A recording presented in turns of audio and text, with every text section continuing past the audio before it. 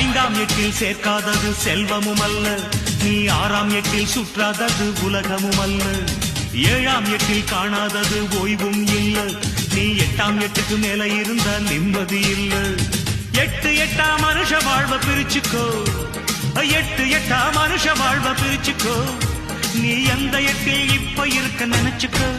ஓஹோ ராமையா, எட்டுக்குள்ள உலகம் இருக்கு ராமையா. அடரா ராமையா, நான் புட்டு புட்டு வைக்க போறேன் பாறையா.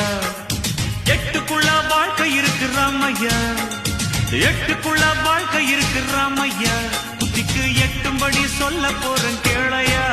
இக்கடரா